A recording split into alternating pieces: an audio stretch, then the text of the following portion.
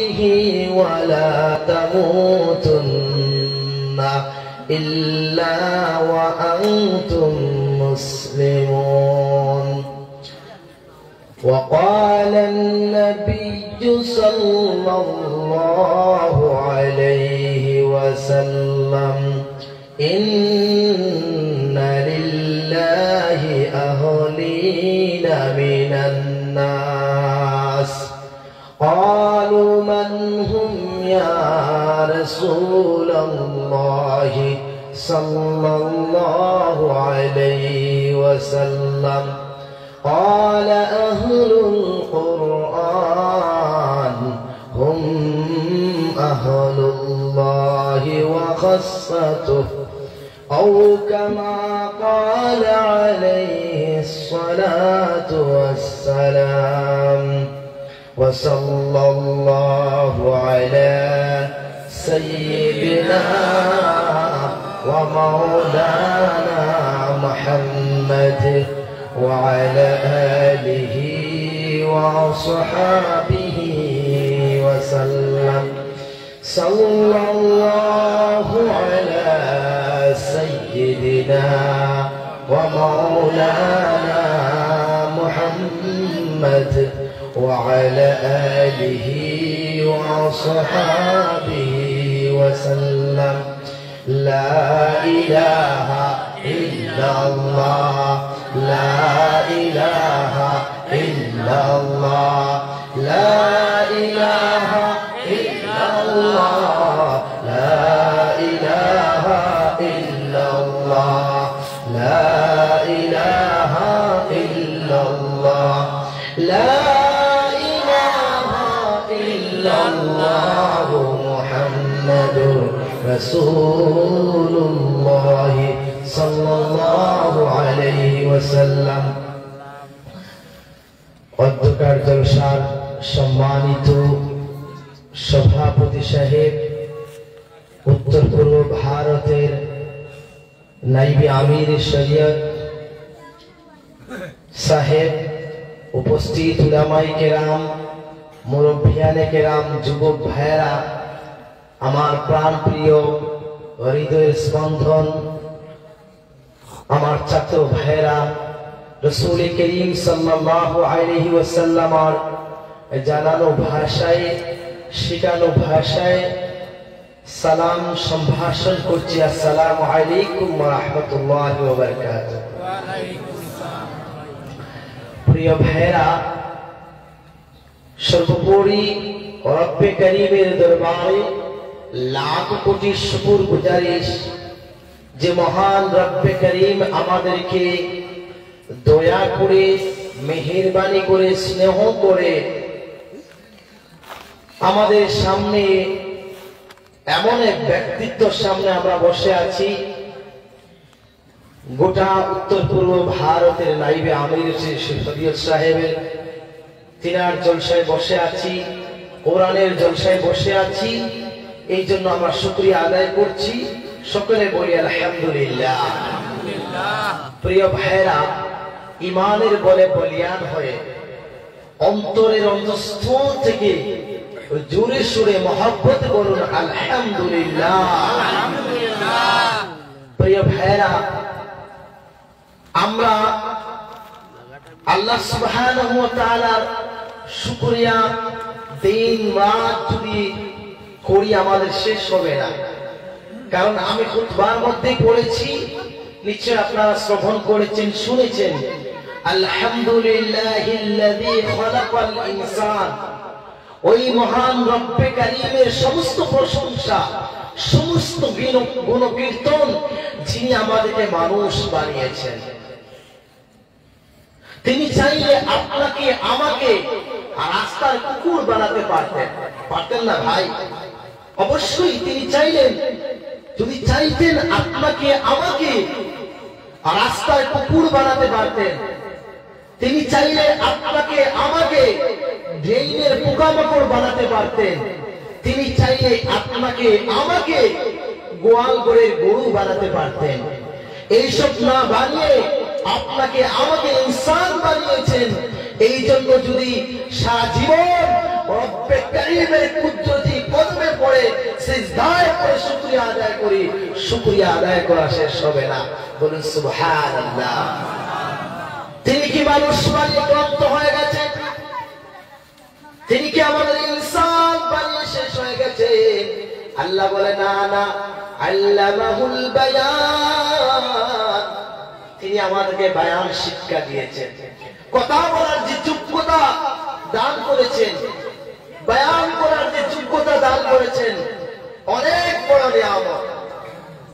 আজকে পৃথিবীতে কত মখলুক আছে, হাজারো মখলুক আছে, তারা কথা বলতে পারে না, তাদের বাক শক্তি নেই, তাদের স্বভাব জিহ্বা নির্বাক আছে, কটু জিহ্বা নির্বাক হয়ে পড়ে আছে। কিন্তু আমাদেরকে আল্লাহ জিহ্বা দিয়েছেন, কথা বলার যোগ্যতা দিয়েছেন।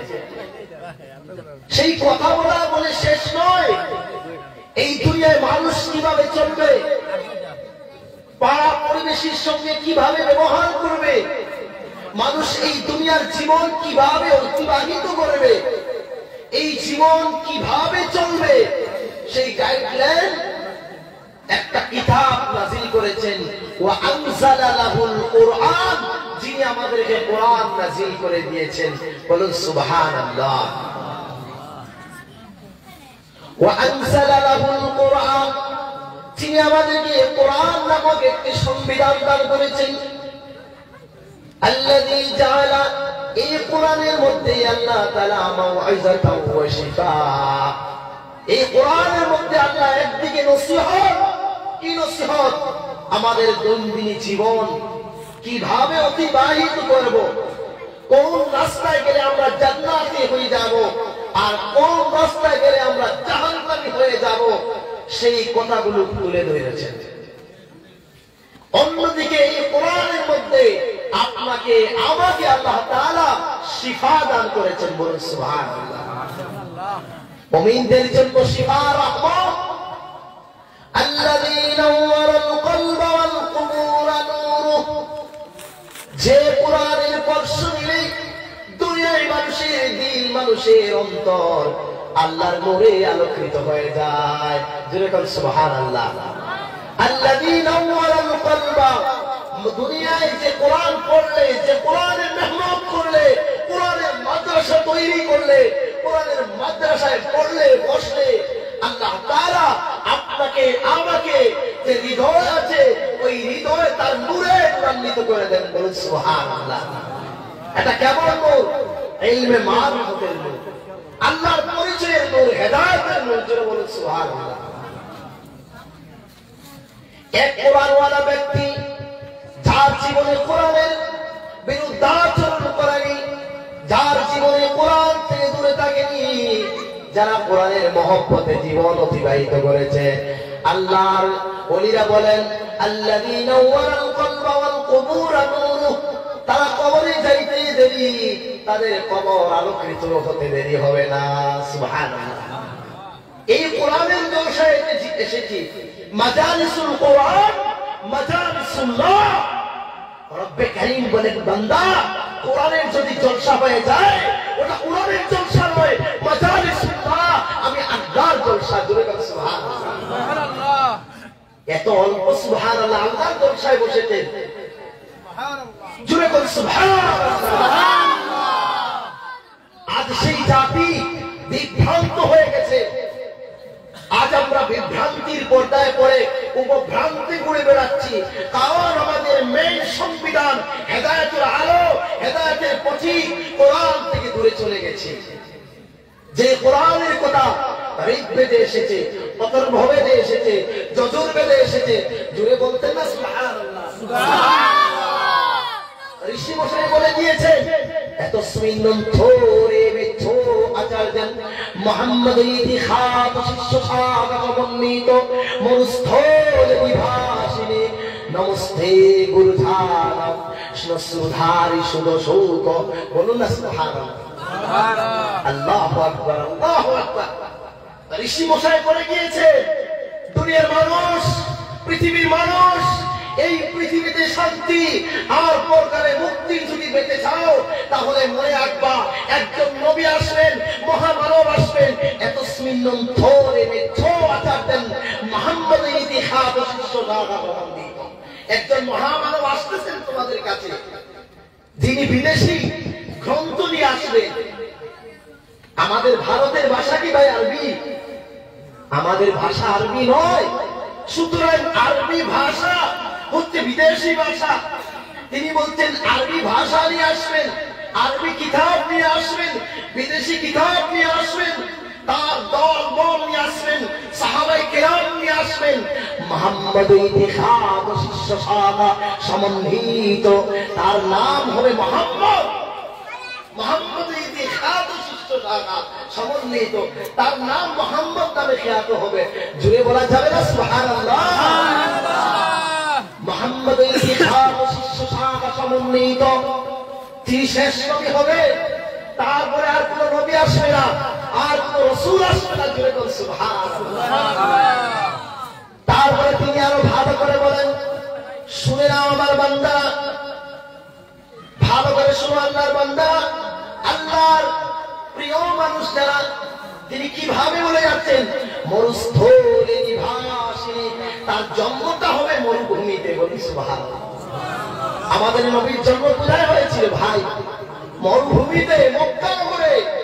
তো তিনি বলছেন যে কোনো ব্যক্তি মুহাম্মদ দাবি করলে হবে না, তার কয়েকটা গুণ। এক নম্বর গুণ হলো তিনি কোরআন নিয়ে আসবেন। এই কোরআন বিদেশি ভাষা নিয়ে আসবেন, ভাষায় থাকবে লিখা। দুই নম্বর মরুস্থলে নিভাসিনী, তিনি মরুভূমিতে জন্ম নেবেন। নমস্তে গুরু ধারক, তিনি বলেন হে প্রভু, হে মহাপ্রভু, তুমি যে দুনিয়া আসবে, আমি তো জানি আপনি আসার আগে আমি ঋষি চলে যাব, আমি ঋষি মশাই পণ্ডিত মশাই চলে যাব।